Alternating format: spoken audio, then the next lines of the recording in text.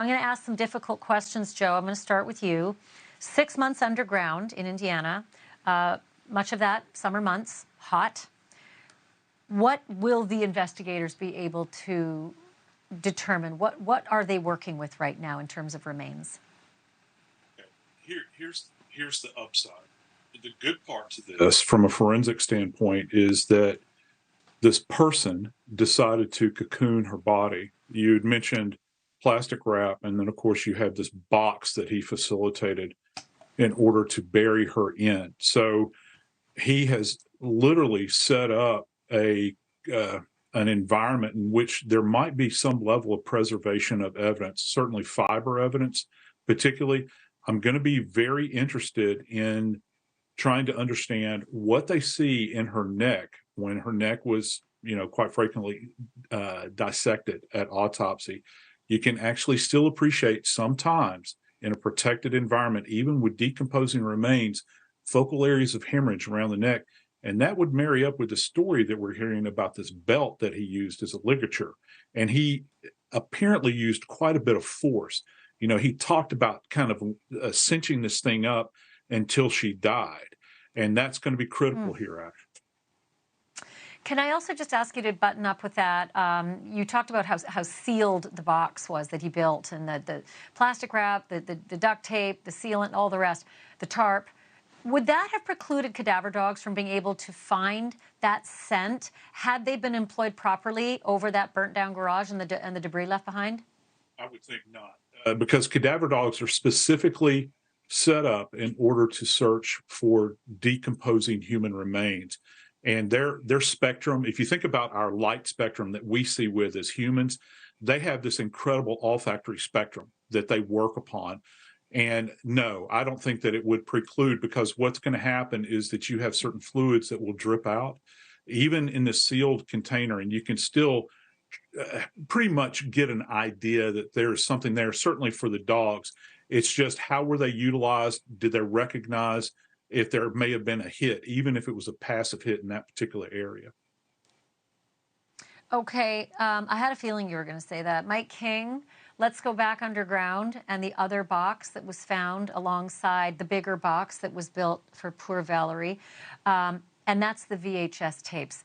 As an investigator, your spidey senses must have just gone off, knowing that he was trying to get rid of some video evidence of some kind. Tell me what your thoughts are on how that's going to play into this case. I have a number of thoughts, Ashleigh, around those videotapes. Number one is, if an argument is he was getting rid of business records or other kinds of things, he could have certainly burned those or done a number of things to get rid of them.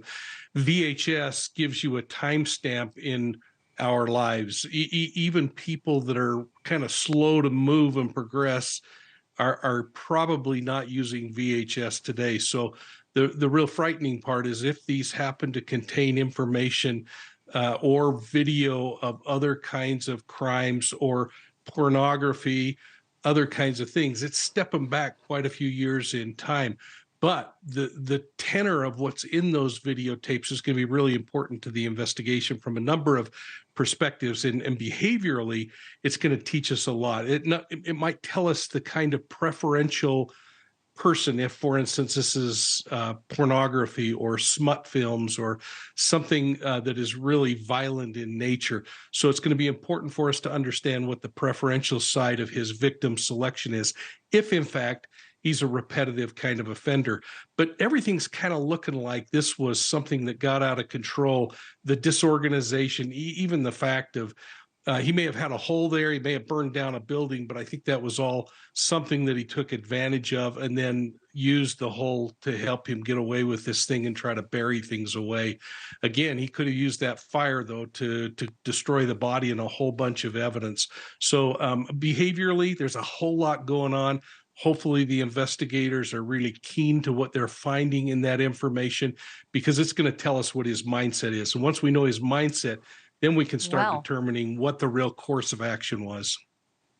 Maybe he thought that the box and all of its contents, meaning Valerie's box and the VHS tapes and documents, would all burn up in the fire. And maybe Maybe the garage collapsed in a way that the fire didn't get to what he thought was destroyed. But obviously the story is still extremely mysterious. We've got a lot of.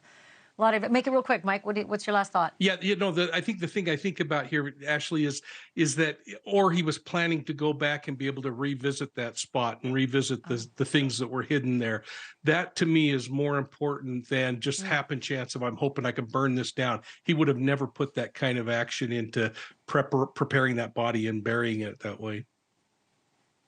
It's unbelievable. Well, clearly there's a lot more to this story, so we're going to continue following it as soon as we find out about those videotapes, too. Thank you for watching. Go to newsnationnow.com to find NewsNation on your television provider, and don't forget to click the red subscribe button below to get more of NewsNation's fact-driven, unbiased coverage.